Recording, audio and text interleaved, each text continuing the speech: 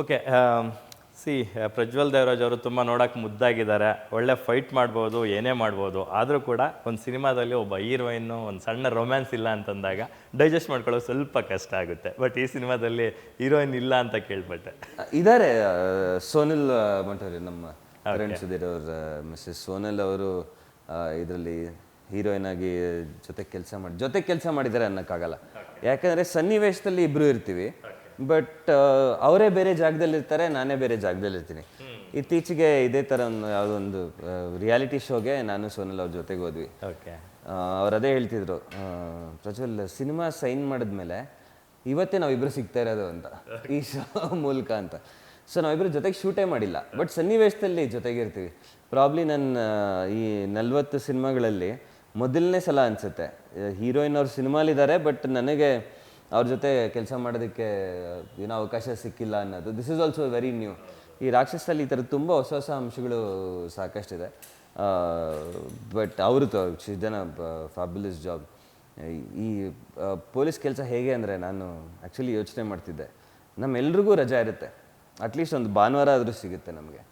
But police ಕೆಲಸದಲ್ಲಿ ಹೇಗೆ ಅಂದರೆ ಅವ್ರಿಗೆ ರಜಾನೇ ಇಲ್ಲ. ಮಿಡ್ ನೈಟಲ್ಲೆಲ್ಲ ಕಾಲ್ಸ್ ಬರುತ್ತೆ, ಮನೆಗೆ ಬಂದಮೇಲೆ ಕಾಲ್ಸ್ ಬರುತ್ತೆ, ಎನಿ ಟೈಮ್ ಅವ್ರ ಕೆಲಸದಲ್ಲೇ ಇರಬೇಕು. ಸೊ ಆ ಹೊಡೆತ ಫ್ಯಾಮ್ಲಿ ಮೇಲೆ ಹೇಗೆ ಬೀಳುತ್ತೆ, ಆ ಫ್ಯಾಮ್ಲಿ ಅದನ್ನು ಹೇಗೆ ಸಫರ್ ಮಾಡುತ್ತೆ, ಇಲ್ಲ ಹೇಗೆ ಕೋಆಪ್ರೇಟ್ ಮಾಡುತ್ತೆ, ಹ್ಯಾಟ್ಸ್ ಆಫ್ ಅನ್ಬೇಕು. ಆ್ಯಕ್ಚುಲಿ ಪೊಲೀಸ್ ಅವ್ರ ಫ್ಯಾಮ್ಲಿಗಳಿಗೆ ಹ್ಯಾಟ್ಸ್ ಆಫ್ ಹೇಳಬೇಕು. ಯಾಕಂದರೆ ಅವ್ರು ತಡೀತಾರೆ.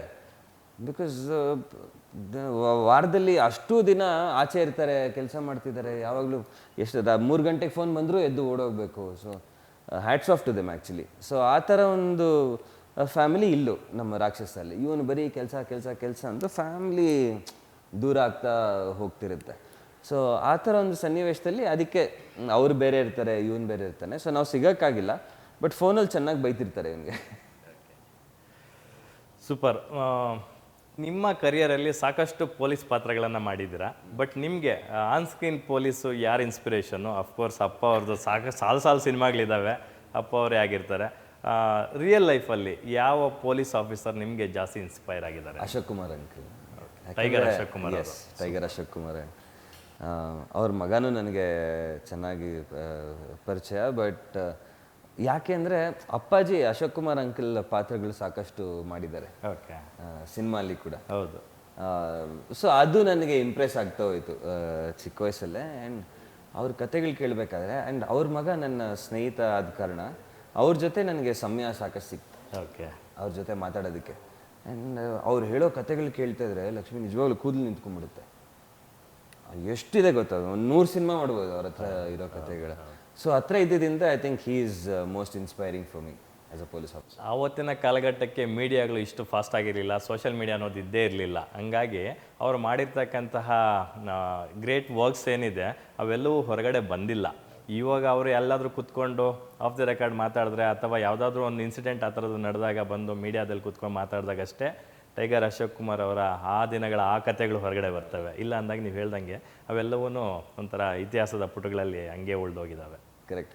ನಾನು ಆ್ಯಕ್ಚುಲಿ ಅವ್ರಿಗೆ ಹೇಳ್ತಿದ್ದೆ, ಅಂಕಲ್ ನಿಮ್ಗೆ ಬೇಜಾರಿಲ್ಲ ಅಂದರೆ ಬಂದು ಕೂತ್ಕೊಳ್ತೀನಿ, ನೀವು ಅಂದರೆ ಅದರಲ್ಲಿ ಒಂದು 2-3 ಕತೆ ನಾನು ಸಿನಿಮಾ ಮಾಡ್ಕೊಳ್ತೀನಿ. ಬಾ ಯಾವಾಗ ಬೇಕಾದ್ರು ಬಾಪ ನೀನು, ನಾನು ಹೇಳ್ತೀನಿ ಅಂತ. Is very sportive also.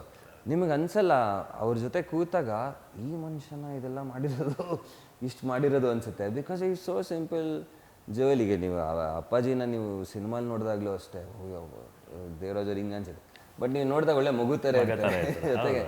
Is also the same. ಕೆಲಸಗಳಲ್ಲಿ ಇವರೆಲ್ಲ ಕಾಣಿಸ್ಕೊಂಡಿದ್ದಾರೆ, ಬಟ್ ರಿಯಲ್ ಲೈಫಲ್ಲಿ ನೋಡಿದಾಗ ಅದೇ very simple nice people. To be honest, ನೀವು ನಂಬ್ತೀರಾ ಇಲ್ಲ ಬ್ರೋ, ನಮಗೆ ಇವಾಗೆಲ್ಲ ಚಾನಲ್ಗಳು ಜಾಸ್ತಿ, ಆಪ್ಷನ್ಸ್ ಜಾಸ್ತಿ ಬಂದುಬಿಟ್ಟಿದೆ ಎಂಟರ್ಟೈನ್ಮೆಂಟ್ಗೆ. ನಾವೆಲ್ಲ 90s ಕಿಡ್ ಅಲ್ವಾ, 80s kids actually. 90s kids ಕನ್ನಡಿತಾ ಇದ್ದಾರೆ. ನಾವೆಲ್ಲ 90s ಕಿಡ್ಸು. ನಮಗೆ ಎಂಟರ್ಟೈನ್ಮೆಂಟ್ಗೆ ಸ್ಕೋಪ್ ಇದ್ದಿದ್ದು ಒಂದೇ ಒಂದು ಚಾನಲ್ಲು, ಭಾನುವಾರ ದೂರದರ್ಶನದಲ್ಲಿ 4 ಗಂಟೆಗೆ ಚಂದನದಲ್ಲಿ ಒಂದು ಕನ್ನಡ ಫಿಲ್ಮ್ ಬರೋದು. ಅದನ್ನು ನೋಡಿ ಸಖತ್ ಎಂಜಾಯ್ ಮಾಡ್ತಿದ್ವಿ ನಾವು. ಆವಾಗ ಸ್ಕೂಲ್ ಡೇಸಲ್ಲಿ ಲಿಟ್ರಲಿ ತುಂಬ ಹೆದರ್ತಾ ಇದ್ದಿದ್ದು 2 ಕ್ಯಾರೆಕ್ಟರ್ಗಳಿಗೆ. ಒಂದು ವಜ್ರಮುನಿ ಸರ್ ಕಣ್ಣು ಹಿಂಗೆ ಅಂತ ಇದ್ದರೆ ನಾವು ಲಿಟ್ರಲಿ ಹಿಂಗೆ ಬಚ್ಚಿಟ್ಕೊತಾ ಇದ್ವಿ. ಅದು ಬಿಟ್ಟರೆ ಇನ್ನೊಂದು ಯಾವುದಾದ್ರೂ ಒಂದು ಕ್ಯಾರೆಕ್ಟರ್ಗೆ ಎದುರ್ತಿದ್ವಿ ಅಂತಂದರೆ ಅದು ಅಪ್ಪ ಅವ್ರ ಕ್ಯಾರೆಕ್ಟರ್. ನನಗೆ ಒಂದು ಎಸ್ಪೆಷಲಿ ಬಣ್ಣದ ತಗಡಿನ ತುತ್ತೂರಿಯ ಉತ್ಕರ್ಷ ಪಾತ್ರ ಇದೆಯಲ್ಲ, ಅದನ್ನ ನೋಡಿದಾಗ ಅಪ್ಪನ ಮಾತಾಡ್ಸೋಕ್ಕೆ ಭಯ ಆಗ್ಬಿಟ್ಟಿತ್ತು ಒಂದು 4-5 ದಿವಸ. ಅದು ಆ್ಯಂಡ್ ತೆಲುಗುಲ್ಲೂ ಅವ್ರಿಗೆ ಸ್ಟೇಟ್ ಅವಾರ್ಡ್ ಬಂತು. ನಂದಿ ಅವಾರ್ಡ್ ಬಂತು. ಎರ್ರಮಂದರಂ ಸಿನಿಮಾ, ಅದರಲ್ಲೂ ಅಷ್ಟೇ ಅವ್ರನ್ನ ನೋಡಿದ್ರೆ ಭಯ ಆಗುತ್ತೆ. ಬಟ್ ನನಗೆ ಜಾಸ್ತಿ ಇಂಪ್ಯಾಕ್ಟ್ ಮಾಡಿದಂಥ ಸಿನಿಮಾ ಅಂದರೆ ಹುಲಿಯಾ. ಆ್ಯಸ್ ಅ ಕಿಡ್ ತುಂಬ ಸಂದರ್ಶನಗಳಲ್ಲಿ ಅಪ್ಪ ಅಂದರೆ ನನಗೆ ಪ್ರಾಣ. ಸೊ ಅವ್ರನ್ನ ಆ ಸಿನಿಮಾಲ್ಲಿ ಆ ಕ್ಲೈಮ್ಯಾಕ್ಸಲ್ಲಿ ಆ ರೀತಿ ನೋಡೋದಿತ್ತಲ್ಲ ಆ್ಯಸ್ ಅ ಚೈಲ್ಡ್, ಅದು ನನಗೆ ತುಂಬ ಡೈಜೆಸ್ಟ್ ಮಾಡ್ಕೊಳಕ್ಕಾಗಿಲ್ಲ. ಅವರು ಪಾಪ ಕೆ ವಿ ರಾಜು ಅವರು ಪ್ರೊಡ್ಯೂಸರು ಎಲ್ಲರೂ ಇದ್ದಾರೆ. ಪ್ರಸಾದ್ ಲ್ಯಾಬ್ಸಲ್ಲಿ ನೋಡಿದ್ದು. ಸುಮಾರು 1-1.5 ಗಂಟೆ ಅವ್ರನ್ನ ತಪ್ಕೊಂಡು ಹತ್ತಿದ್ದೀನಿ ನಾನು. ಸೊ ಕೆಲವು ಸಿನಿಮಾಗಳು ಆ ಥರ ಪ್ರಭಾವ ಬೀರುತ್ತೆ ನಮ್ಮ ಮೇಲೆ. That actually is the director strength. An actor can only emote what the director wants ಅಷ್ಟೇ. ಸೊ ಅಂಥ ಸಿನಿಮಾಗಳು ಇಲ್ಲ ಇವಾಗ ನಾವು ಮಾಡ್ತಿರೋ ಸಿನಿಮಾಗಳಾಗ್ಬೋದು, ಎಲ್ಲ ನಮ್ಮ ಡೈರೆಕ್ಟರ್ಸಿಂದಲೇ. ರಾಕ್ಷಸ ಸಿನಿಮಾ ಬಗ್ಗೆ ಸಾಕಷ್ಟು ವಿಚಾರಗಳನ್ನು ಚರ್ಚೆ ಮಾಡಿದ್ವಿ. ಕ್ವಿಕ್ಕಾಗಿ ಇನ್ನೊಂದಷ್ಟು ಕ್ವಶನ್ಸ್ ಇದೆ, ಹೋಗ್ಬಿಡ್ತೀನಿ. ಒಬ್ಬ ಹೀರೋ ಮತ್ತು ಒಬ್ಬ ಡೈರೆಕ್ಟ್ರ ಕಾಂಬಿನೇಷನು ರಿಪೀಟ್ ಆಗಬೇಕು ಅಂತಂದಾಗ ಅವರಿಬ್ಬರ ಮಧ್ಯೆ ಒಂದು ಒಳ್ಳೆ ಬಾಂಡಿಂಗ್ ಏರ್ಪಟ್ಟಿರಬೇಕು, ಅಥವಾ ವೇವ್ ಲೆಂತ್ಗಳು ಮ್ಯಾಚ್ ಆಗಬೇಕು. ಆ ನಿಟ್ಟಿನಲ್ಲಿ ಮಾಫಿಯಾ ಮೊದಲು ಬರಬೇಕಿತ್ತು ಲೋಹಿತ್ ನಿಮ್ಮ ಅವರ ಕಾಂಬಿನೇಷನಲ್ಲಿ. ಈಗ ರಾಕ್ಷಸ ಮೊದಲು ಬರ್ತಾ ಇದೆ, ಅದರ ಬೆನ್ನಲ್ಲೇ ಮಾಫಿಯಾ ಕೂಡ ಬರುತ್ತೆ. ನಿಮ್ಮಿಬ್ಬರ ಬಾಂಡಿಂಗ್ ಬಗ್ಗೆ ಮಾತಾಡೋದು ಅಂದರೆ you don't go on the set as a star, you go as an actor. ಆ ಥರ ಹೋದಾಗ ಖಂಡಿತವಾಗ್ಲೂ ಬಾಂಡಿಂಗ್ ಚೆನ್ನಾಗಿರುತ್ತೆ. ಆ್ಯಂಡ್ ನೀವು ಹೇಳಿದ್ಮೇಲೆ ನನಗೆ ಅದೇ ಯೋಚನೆ ಮಾಡ್ತಿದ್ದೆ. ಸಾಕಷ್ಟು ನಿರ್ದೇಶಕರ ಜೊತೆ ಎರಡು ಸಿನಿಮಾ ಮಾಡಿದ್ದೀನಿ ನಾನು. ರಿಪಿಟೇಟಿವ್ಲಿ ತುಂಬ ಸಿನಿಮಾಗಳು ಮಾಡಿದ್ದೀನಿ ತುಂಬ ನಿರ್ದೇಶಕರ ಜೊತೆ.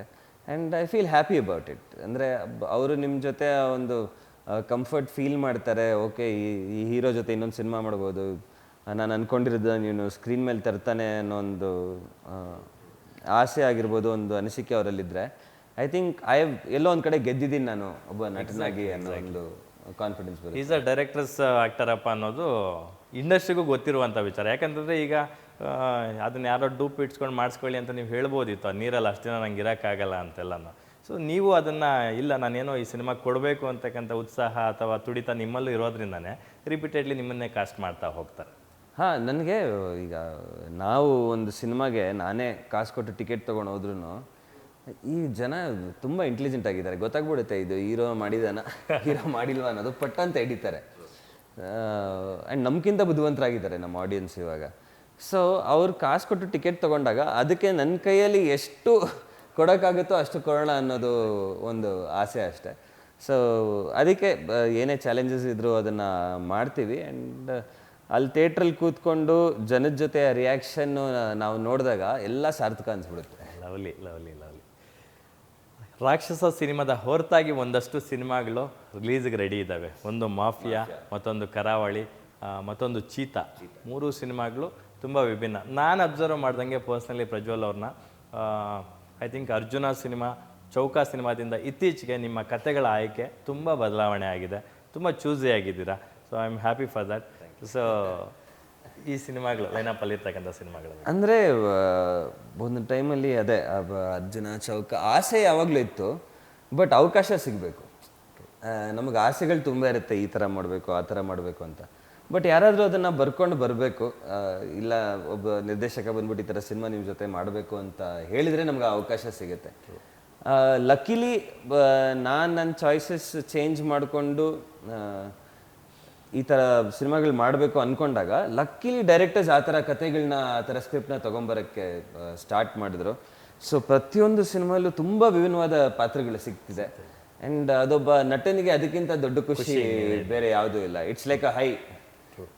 So I am enjoying it. And ಅದಕ್ಕೆ ನಮ್ಮ ರೈಟರ್ಸ್ಗೆ, ಡೈರೆಕ್ಟರ್ಸ್ಗೆ ಥ್ಯಾಂಕ್ಸ್ ಹೇಳಬೇಕು.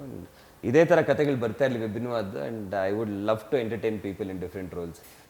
ಅದರಲ್ಲೂ ಡಿಫ್ರೆಂಟ್ ಜಾನ್ರ ರೋಲ್ಸ್ ಸಿಕ್ಕಿದಾಗ ನಿಮಗೂ ನಿಮ್ಮ ಇದನ್ನು ಎಕ್ಸ್ಪ್ಲೋರ್ ಮಾಡೋದಕ್ಕೆ ಒಳ್ಳೊಳ್ಳೆ ಪ್ಲಾಟ್ಫಾರ್ಮ್ಸ್ ಆದಂಗೆ ಆಗುತ್ತೆ. ಕರೆಕ್ಟ್. ಆ್ಯಂಡ್ ಸ್ಪೆಷಲಿ ನನಗೆ ಕಾಮಿಡಿ ತುಂಬ ಇಷ್ಟ.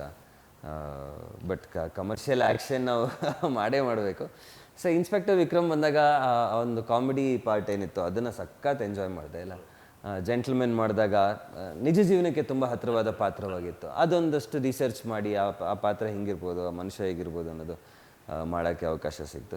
ಈ ರಾಕ್ಷಸ ಬಿಡಿ, ರಾಕ್ಷಸ ಬೇರೆ ಬೇರೆ ವರ್ಲ್ಡ್ ಅದು. ಚೀತಾ ಒಂದು ಮಾರ್ಕೆಟಲ್ಲಿ ಕೆಲಸ ಮಾಡ್ತಿರೋಂಥ ಹುಡುಗ. ಮಾಫಿಯಲ್ಲಿ ನಾನು ಪೊಲೀಸ್ ಆಫೀಸರ್ ಆಗಬೇಕು, ನಾನು ಇವತ್ತು ಇಳಿಬೇಕು ಫೀಲ್ಡ್ಗೆ ಅಂದಾಗ ಅವನ ಕಂಟ್ರೋಲ್ ರೂಮ್ಗೆ ಹಾಕ್ಬಿಡ್ತಾರೆ ಅವನ್ನ. ಬಟ್ ಅದೆಷ್ಟು ಮುಖ್ಯ ಅನ್ನೋದನ್ನ ಅವನು ಅರ್ಥ ಮಾಡ್ಕೊಂಡು ಹೋಗ್ತಾನೆ. So different kind of stories, different characters. ನನಗೆ ತುಂಬ ಖುಷಿ ಇದೆ. ಅಷ್ಟೇ ಖುಷಿ ಜನನು ಥಿಯೇಟ್ರಲ್ಲಿ ನೋಡಿ ಪಟ್ಟರೆ I will be more then happy. Exactly. ಇನ್ನು ಈ ಸಂದರ್ಭದಲ್ಲಿ ನಾನು ಕರಾವಳಿ ಸಿನಿಮಾದ ಬಗ್ಗೆ ಮಾತಾಡಲೇಬೇಕು. ನಿಮ್ಮ ಕರಿಯರ್ನ ಬಿಗ್ಗೆಸ್ಟ್ ಮೂವಿ ಅಂತ ನಾನು ಭಾವಿಸ್ತೀನಿ. ಏನಕ್ಕೆ ಅದಕ್ಕೆ ಅಷ್ಟು ಎಫರ್ಟು, ಅಷ್ಟು ಟೈಮು, ಅಷ್ಟು ಮನಿ ಸ್ಪೆಂಡ್ ಮಾಡ್ತಿದ್ದೀರಾ ಅಂತ ಗೊತ್ತಿರುವಂಥ ವಿಚಾರ. ಇಲ್ಲ, ಚೀತಾ ಆಗಿರ್ಬೋದು, ಕರಾವಳಿ ಆಗಿರ್ಬೋದು, very thankful to the producers. ನನ್ನ ಮೇಲೆ ನಂಬಿಕೆ ಇಟ್ಟು, ನನ್ನ ಆಡಿಯನ್ಸ್ ಮೇಲೆ ನಂಬಿಕೆ ಇಟ್ಟು ಈ ರೇಂಜ್ಗೆ ಒಂದು ಸಿನಿಮಾ ಮಾಡ್ತಿದ್ದಾರೆ ಅಂದರೆ it is not just my passion. First ನಿರ್ಮಾಪಕರಿಗೆ ಪ್ಯಾಷನ್ ಇರಬೇಕು. ಬಿಕಾಸ್ ಖಂಡಿತವಾಗ್ಲೂ ಎಲ್ಲ ಬಿಸ್ನೆಸ್ಸೇ, at the end of the day ಪ್ರತಿಯೊಂದು ಬಿಸ್ನೆಸ್ಸೇ. ಬಟ್ ಈ ಬಿಸ್ನೆಸ್ಸಲ್ಲಿ ಪ್ಯಾಷನ್ನು, ಕಲೆ ಬೆರ್ತಿದೆ. ಸೊ ಅದೇ ಪ್ಯಾಷನ್ನು ಪ್ರೊಡ್ಯೂಸರ್ಗೂ ಇದ್ದಾಗ it becomes easy for everybody else. ಈಗ ನಿರ್ದೇಶಕರು ಏನು ಬೇಕಾದರೂ ಅನ್ಕೊಬೋದು, ಇನ್ನು ಇಲ್ಲೊಂದು 100 ಕೋಟಿ ಮನೆ ಇರುತ್ತೆ, ನಾವು ಬಾಂಬಾಗಿ ಬ್ಲಾಸ್ಟ್ ಮಾಡ್ತೀವಿ ಅಂತ ಅನ್ಕೋಬೋದು. ಬಟ್ ಅದನ್ನು ಪ್ರೊವೈಡ್ ಮಾಡೋದಕ್ಕೆ ಪ್ರೊಡ್ಯೂಸರ್ಗೆ ಆ ಕತೆ ಮೇಲೆ ನಂಬಿಕೆ ಇರಬೇಕು, ಅಷ್ಟೇ ಪ್ಯಾಷನ್ ಇರಬೇಕು. ಲಕ್ಕಿಲಿ ಅಂಥ ಪ್ರೊಡ್ಯೂಸರ್ಸ್ ಈಗ ಕರಾವಳಿ ಗುರುದತ್ ಗಣಿಗ ಅವರೇ ನಿರ್ಮಾಣ ಮಾಡ್ತಿದ್ದಾರೆ. ನಮ್ಮ ಚೀತಾನು ನರೇಶ್ ಕಲೆ ಡೈರೆಕ್ಷನ್ ಮಾಡ್ತಿದ್ದಾರೆ. But there also directors also doing a fabulous job. But producers ಅಷ್ಟೇ ಪ್ಯಾಷನ್ ಆಗಿ ಸಿನಿಮಾ ಮಾಡ್ತಿದ್ದಾರೆ. ಆ್ಯಂಡ್ ನಮಗೆ ಮಾಡ್ತಾ ಮಾಡ್ತಾ ಗೊತ್ತಾಗುತ್ತೆ ಒಂದು ಸಿನಿಮಾ ಇದು ಜನಕ್ಕೆ ಇಷ್ಟ ಆಗುತ್ತೆ ಆಗಲ್ಲ ಅನ್ನೋದು. ಸೊ ಇತ್ತೀಚೆಗೆ ಆಗ್ತಿರುವಂಥ ಸಿನಿಮಾಗಳು ನನಗೆ 100% ಕಾನ್ಫಿಡೆನ್ಸ್ ಇದೆ. ನೆಮ್ಮದಿಯಾಗಿ ಮಲ್ಕೊಳ್ತಾ ಇದ್ದೀನಿ, ಓಕೆಪ್ಪ ಈ ಸಿನಿಮಾ ನಾವು ಪಟ್ಟಿರೋ ಕಷ್ಟ ಖಂಡಿತವಾಗ್ಲೂ ಜನಕ್ಕೆ ಇಷ್ಟ ಆಗುತ್ತೆ ಅನ್ನೋ ಒಂದು ಕಾನ್ಫಿಡೆನ್ಸ್. ಆ ಮೊನೋಟನಸ್ ಬ್ರೇಕ್ ಮಾಡಿದಾಗ್ಲೇ ಅದಕ್ಕೆ ಒಂದು ಮಜಾ ಸಿಗೋದು. ಸೊ ಕರಾವಳಿ ಸಿನಿಮಾದ ಬಗ್ಗೆ ಮಾತಾಡೋದಾದರೆ ನನಗೆ ಗೊತ್ತು, ಜನ ಅಂದ್ಕೊತಾರೆ ಜನರಲಾಗಿ ಕಾಂತಾರದಲ್ಲಿ ಒಂದಷ್ಟು ಕರಾವಳಿ ಮಣ್ಣಿನ ಸೊಬಗು, ಅಲ್ಲಿನ ಆಚಾರ ವಿಚಾರಗಳನ್ನ ಎಕ್ಸ್ಪ್ಲೋರ್ ಮಾಡಿ ಆಗಿದೆಯಲ್ಲ. ಈಗ ಹೇಗೇನು ಕರಾವಳಿ ಅನ್ನೋ ಟೈಟ್ಲ್ ಇಟ್ಕೊಂಡು ಏನು ಮಾಡೋಕ್ಕೆ ಹೊರಟಿದ್ದಾರೆ. ಹೇಗೇನು ಇಲ್ಲೂ ಒಂದು ಕೋಣ ಇದೆ, ಒಂದು ದೊಡ್ಡ ಕೋಣ. ನಾವು ಅವತ್ತು ನೋಡಿದ್ವಿ ಬುಲ್ ಟೆಂಪಲಲ್ಲಿ, ನಮ್ಗೆ ಹತ್ರಕ್ಕೆ ಹೋಗೋಕೆ ಭಯ ಆಗ್ತಿತ್ತು. ಸೊ ಏನೆಲ್ಲ ಎಕ್ಸ್ಪ್ಲೋರ್ ಮಾಡ್ಬೋದು ಅಂತ ಒಂದು ಕ್ಯೂರಿಯಾಸಿಟಿ. ಸೊ ಗುರುದತ್ ಗಣಿಗ ಅವರು ಅಲ್ಲಿಂದಾನೆ. ಸೊ ಅವ್ರಿಗೆ ಅಲ್ಲಿ ನಡೆಯುವಂಥ ಸಂಪ್ರದಾಯ ಆಗಿರ್ಬೋದು, ಕಥೆಗಳಾಗಿರ್ಬೋದು ಸಾಕಷ್ಟು ಕೇಳಿದ್ದಾರೆ. So he knows it very well. ನಾವೆಲ್ಲಿ ಹುಟ್ಟಿ ಬೆಳಿತೀವಿ ಅಲ್ಲಿನ ಬಗ್ಗೆ ನಮ್ಗೆ ಚೆನ್ನಾಗಿ ಗೊತ್ತಿರುತ್ತೆ. ಸೊ ಕಂಬಳನ ಆ್ಯಸ್ ಎ ಸ್ಪೋರ್ಟ್ ನಾವು ಟಿ ವಿಲಿ ನೋಡ್ತೀವಿ, ಇಲ್ಲ ಲೈವಾಗಿ ಹೋಗಿ ಕಂಬಳ ನೋಡ್ತೀವಿ. ಬಟ್ ಅದ್ರ ಹಿಂದೆ ಎಷ್ಟು ಪ್ರಿಪ್ರೇಷನ್ ಇರುತ್ತೆ, ಅದಕ್ಕೆ ಎಷ್ಟು ಸ್ಯಾಕ್ರಿಫೈಸ್ ಮಾಡಬೇಕು, ಅದು ಅವ್ರಿಗೆ ಎಷ್ಟು ಮುಖ್ಯ, ಅದನ್ನು ನೀವು ಕರಾವಳಿಲಿ ನೋಡ್ಬೋದು. ಅದ್ರ ಹಿಂದೆ ಒಂದು ಇಡೀ ಜಗತ್ತೇ ಇದೆ. ಈಗ ನಾವು ಕ್ರಿಕೆಟ್ ಮ್ಯಾಚ್ ನೋಡಬೇಕಾದ್ರೂ ಕ್ರಿಕೆಟ್ ಮ್ಯಾಚ್ ಆಡೋದು ನೋಡ್ತೀವಿ, ಬಟ್ ಅದ್ರ ಹಿಂದೆ ಇರೋವಂಥ ಪ್ರಿಪ್ರೇಷನ್ ಆಗಿರ್ಬೋದು, ಸ್ಟ್ರಗಲ್ ಆಗಿರ್ಬೋದು ನಮಗೆ ಗೊತ್ತಿರಲ್ಲ.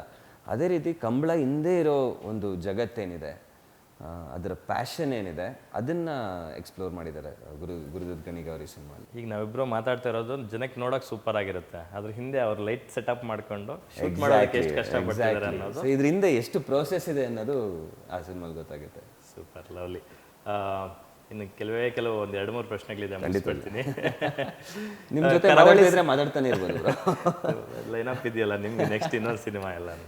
ಸೊ ಕರಾವಳಿ ಸಿನಿಮಾದಲ್ಲಿ ಒಂದು ಇಂಟ್ರೆಸ್ಟಿಂಗ್ ಕ್ಯಾರೆಕ್ಟರ್ ಒಂದು ಎಂಟ್ರಿ ಆಗುತ್ತೆ ಅಂತ ಕೇಳ್ಪಟ್ಟಿದ್ವಿ. ಅದು ತಮಿಳಿಂದ ಒಬ್ಬ ಸ್ಟಾರ್ ಬರೋ ಸಾಧ್ಯತೆ ಇದೆ ಅಂತ ಕೇಳ್ಪಟ್ಟಿದ್ವಿ, ಅಥವಾ ಕನ್ನಡದಲ್ಲೇ ಒಬ್ಬ ಸ್ಟಾರು ಸ್ಪೆಷಲ್ ಅಪೇರೆನ್ಸು ಕೊಡ್ಬೋದು ಅಂತ ಕೇಳ್ಪಟ್ಟಿದ್ವಿ. ಸೊ ಯಾವ್ದು ಆಗ್ಬೋದು ಅಂತ, ತಮಿಳ್ ಆಕ್ಟರ ಕನ್ನಡ ಆಕ್ಟರ ಅಂತ?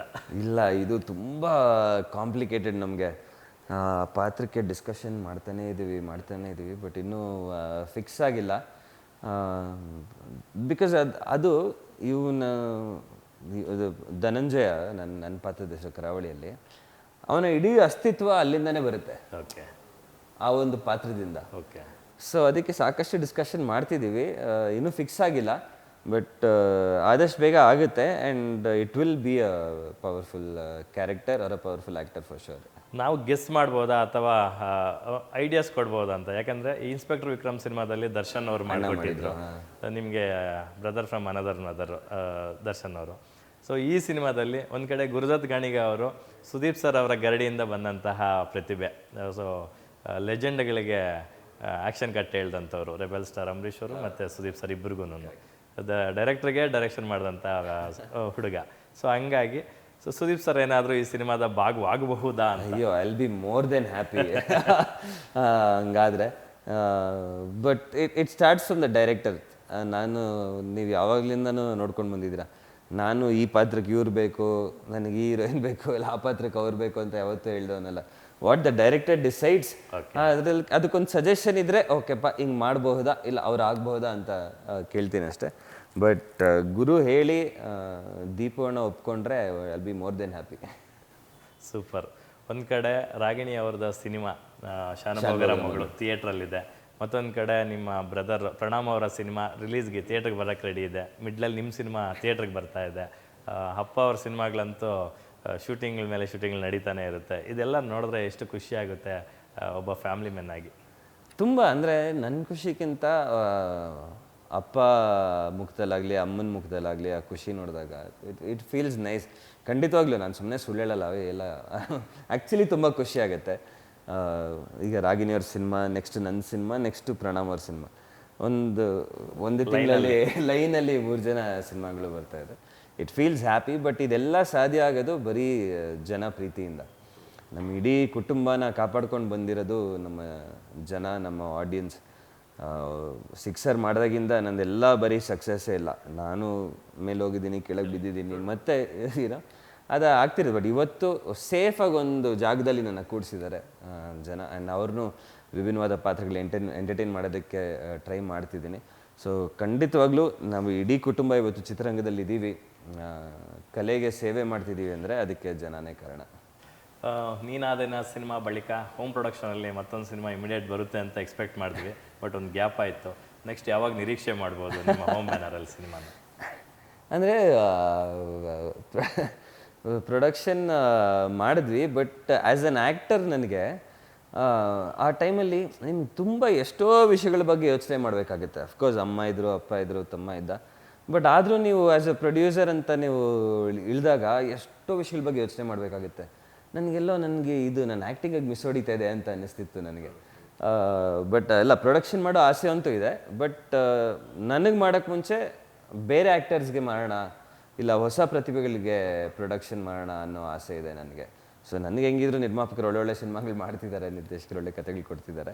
ಸೊ ನನ್ನ ಕಡೆಯಿಂದ ಏನು ಕೊಡುಗೆ ಕೊಡೋಕ್ಕಾಗುತ್ತೆ, ನಾನೀಗ ಪ್ರೊಡ್ಯೂಸರ್ ಆದರೆ ಹೊಸ ಪ್ರತಿಭೆಗಳಿಗೆ ಪ್ರೊಡಕ್ಷನ್ ಮಾಡೋಣ ಅನ್ನೋ ಆಸೆ ಇದೆ ನನಗೆ ಆದಷ್ಟು ಬೇಗ.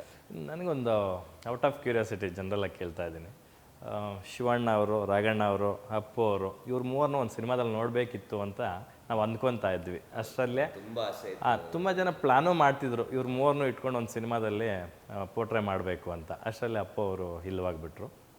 ಸೊ ಜನರಲಿ ನಮ್ಗೆ ಅನಿಸುತ್ತೆ, ಈಗ ನಿಮ್ಮ ಇಡೀ ಕುಟುಂಬ ಆರ್ಟಿಸ್ಟ್ಗಳ ಕುಟುಂಬ ನಿಮ್ಮದು, ಎಲ್ಲರೂ ಸೇರಿ ಒಂದು ಸಿನಿಮಾದಲ್ಲಿ ಕಾಣಿಸ್ಕೊಳ್ಳುವಂಥದ್ದು ಒಂದು ಥಾಟ್ ಏನಾದರೂ ಹೊಳೆದಿದೆಯಾ? ಯಾವಾಗಾದರೂ ಊಟಕ್ಕೆ ಕೂತಾಗ್ಲೋ ಎಲ್ಲಾದರೂ ಹೊರಗಡೆ ಹೋದಾಗ್ಲೋ ಇದನ್ನು ಡಿಸ್ಕಸ್ ಮಾಡಿದ್ದುಂಟಾ ಅಂತ?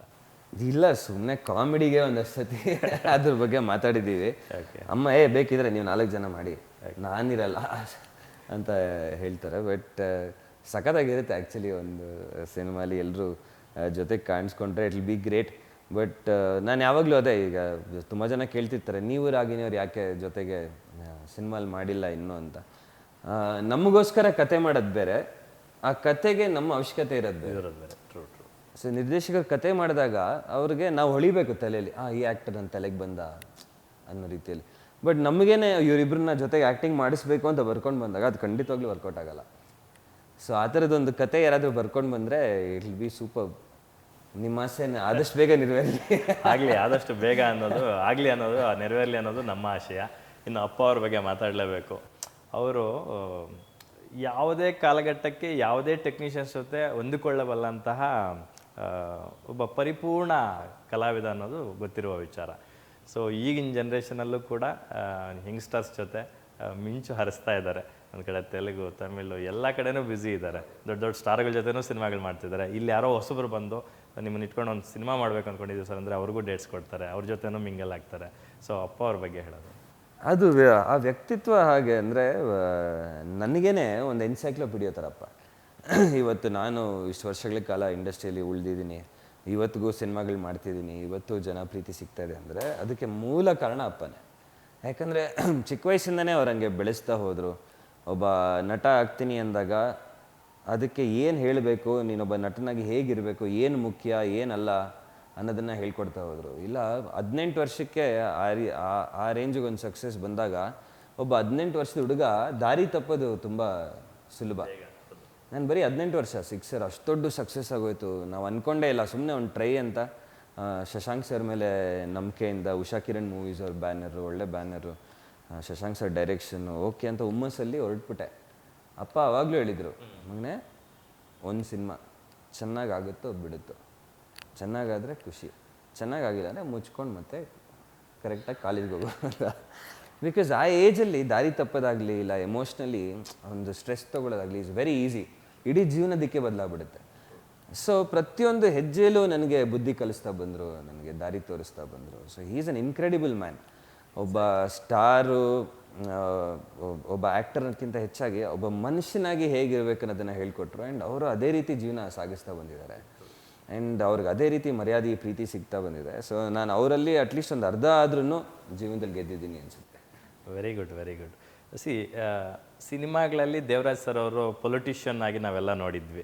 ಫಾರ್ ದ ಫಸ್ಟ್ ಟೈಮು ಸದಾಶಿವನಗರದಲ್ಲಿರ್ತಕ್ಕಂಥ DCM ಅವರ ಮನೆಯಲ್ಲಿ ಅಪ್ಪ ಅವ್ರು ಕೂತಿರ್ತಕ್ಕಂಥ ಫೋಟೋಸು ನಿನ್ನೆ ಸಿಕ್ಕಾಪಟ್ಟೆ ವೈರಲ್ ಆಗೋಯ್ತು. ನಾನು ಸುಮ್ಮನೆ ಕಾಲ್ ಮಾಡಿದೆ, ಸರ್ ಏನು ಸರ್ ಸಡನ್ನಾಗಿ DCM ಅವ್ರ ಮನೆಗೆ ಹೋಗ್ಬಿಟ್ಟಿದ್ದೀರಾ ಅಂತ. ಯಾರು ಕೇಳಿದ್ರು ಲಕ್ಷ್ಮಿ ಅಂದರು. ಇಲ್ಲ ಸರ್, ನಮ್ಮ ಸುಮ್ಮನೆ ಪೊಲಿಟಿಕಲ್ ರಿಪೋರ್ಟರ್ ಕೇಳ್ತಾ ಇದ್ರು, ಏನಕ್ಕಿರ್ಬೋದು, ನಿಮ್ಗೆ ಆಪ್ತರು ಇರ್ತಾರಲ್ಲ ಕೇಳಿ ಅಂತಂದರು. ಫೋನ್ ಮಾಡಿದೆ ಅಷ್ಟೇ ಸರ್ ಅಂತಂದೆ. ಹೇಳ್ತಾರೆ, ಏನಿಲ್ಲಪ್ಪ, ನಂಗೆ ತುಂಬ ಹಳೆಯ ಸ್ನೇಹಿತ ಅಲ್ವಾ ಶಿವಕುಮಾರ್ ಅವರು. ಸೊ ತುಂಬ ದಿನ ಆಗಿತ್ತು, ಬೇರೆ ಯಾರೋ ನಮ್ಮ ಸ್ನೇಹಿತರೊಬ್ಬರು ಅವ್ರನ್ನ ಮೀಟ್ ಮಾಡೋಕ್ಕೆ ಹೋಗ್ತಿದ್ವಿ, ಬರ್ತೀರಾ ಅಂತ ಕೇಳಿದ್ರು. ನಡಿ ನಾನು ಹಂಗೆ ಒಂದು ಗ್ರೀಟ್ ಮಾಡಿ ಬರ್ತೀನಿ ಅಂತ ಜೊತೆಗೆ ಹೋಗಿದ್ದೆ ಅಂತ.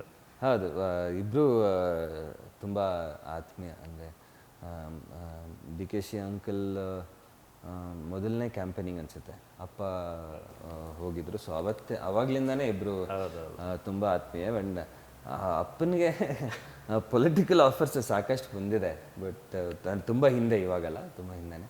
ಬಟ್ ಅವ್ರು ಯಾವತ್ತೂ ಒಪ್ಕೊಂಡಿಲ್ಲ. ಸೊ ಅದನ್ನು ಕ್ಲಿಯರ್ ಮಾಡಿಬಿಡ್ತೀನಿ. ಆ ಥರದ್ದೇನಿಲ್ಲ.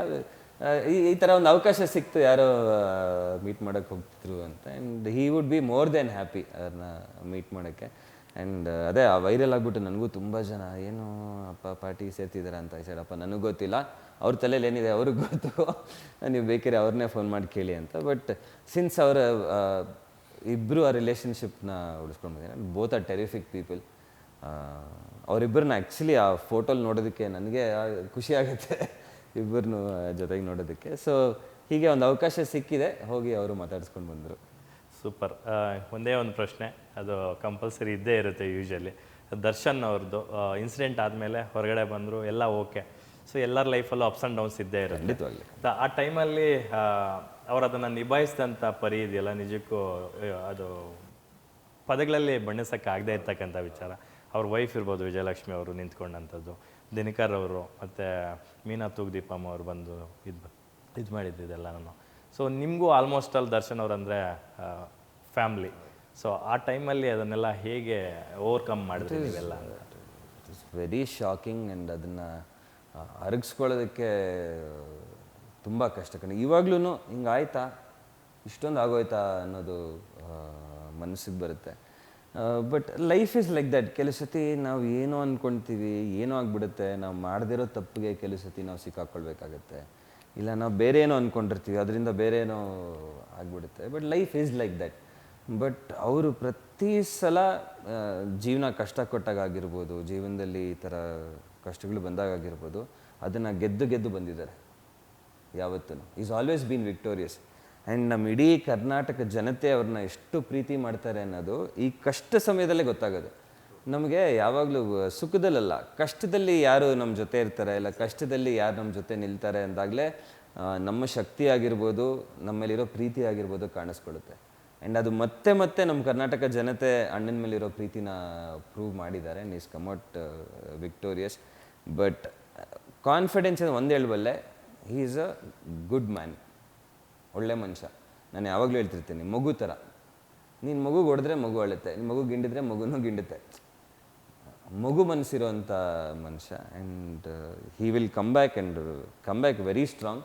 ಆ್ಯಂಡ್ ಅದನ್ನು ನಾನು ಹೇಳೋ ಅವಶ್ಯಕತೆ ಇಲ್ಲ, ನಾನು ಯಾರೂ ಅಲ್ಲ ಅದನ್ನು ಹೇಳೋದಕ್ಕೆ. ನಮ್ಮ ಕರ್ನಾಟಕ ಜನತೆ ಅದನ್ನು ತೋರಿಸಿ.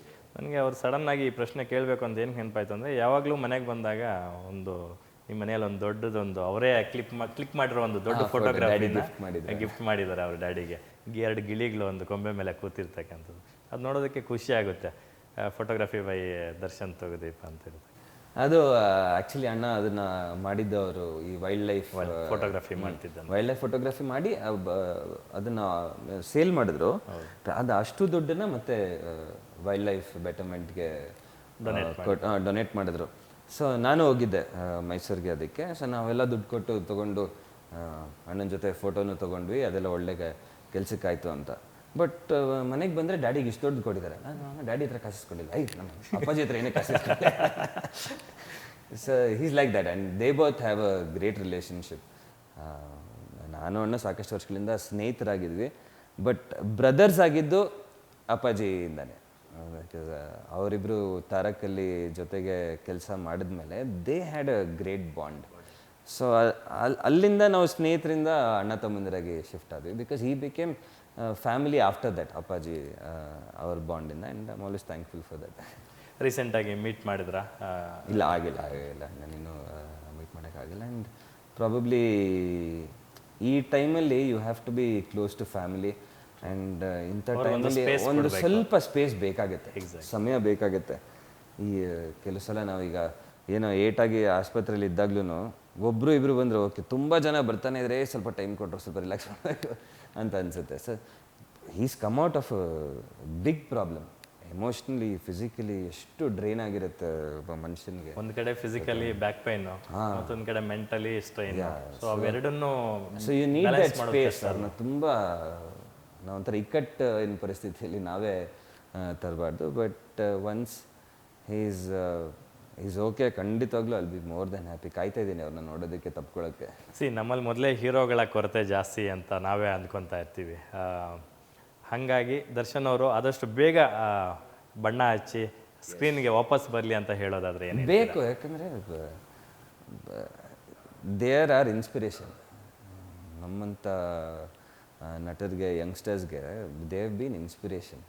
ಆ್ಯಂಡ್ ಇಂಡಸ್ಟ್ರಿ ನಡೆಯೋದೇ ಈಗ ನೀವು ಹೇಳಿದ್ರಿ ಹೀರೋಗಳು ಕಮ್ಮಿ ಅಂತ. ಎಷ್ಟು ನಾವೊಂದು 15 ಜನ ಇರ್ಬೋದು. ಸೊ ಆ ಪ್ರತಿಯೊಬ್ಬರು ಕೆಲಸ ಮಾಡಿದ್ರೇ ಇಂಡಸ್ಟ್ರಿ ನಡೀತಾ ಇರುತ್ತೆ. ಆ್ಯಂಡ್ ಎಷ್ಟೋ ಜನಕ್ಕೆ ಕೆಲಸ ಸಿಗುತ್ತೆ. ಆ್ಯಂಡ್ ಅವರಿಂದ ನಾವು ಕೆಲಸ ಮಾಡ್ತೀವಿ, ಟೆಕ್ನಿಷಿಯನ್ಸಿಂದ. It's like a factory. ಎಲ್ಲರೂ ಕೆಲಸ ಮಾಡ್ತಿದ್ರೇ ಫ್ಯಾಕ್ಟ್ರಿ ನಡೀತಾ ಇರುತ್ತೆ. And he should be back as soon as possible. And ಖಂಡಿತವಾಗ್ಲೂ ಪಟ್ಟಂತ ಅವರು ಶೂಟಿಂಗ್ ಸ್ಟಾರ್ಟ್ ಮಾಡ್ತಾರೆ ಅನ್ನೋ ನಂಬಿಕೆ ನನಗಿದೆ. Thank you so much brother. ನಂಗೆ ಭಾಳ ಖುಷಿ ಆಗುತ್ತೆ ಯಾವಾಗಲೇ ಸಂದರ್ಶನ ಮಾಡಿದ್ರು. Thank you. ನಮಗೆಲ್ಲ ಇಬ್ರು ಕುತ್ಕೊಂಡು ಅಥವಾ ನಿಂತ್ಕೊಂಡು ಮಾತಾಡ್ತಾ ಇದೀವಿ ಕ್ಯಾಶುವಲ್ ಆಗಿ ಅಂತಂದೇ ಫೀಲ್. ಹೇಳಿದ್ನಲ್ಲ, ನಿಮ್ಮ ಜೊತೆ ಮಾತಾಡ್ತಾ ಇದ್ರೆ ಮಾತಾಡ್ತಾನೆ ಇರ್ಬೋದು. Thank you so much.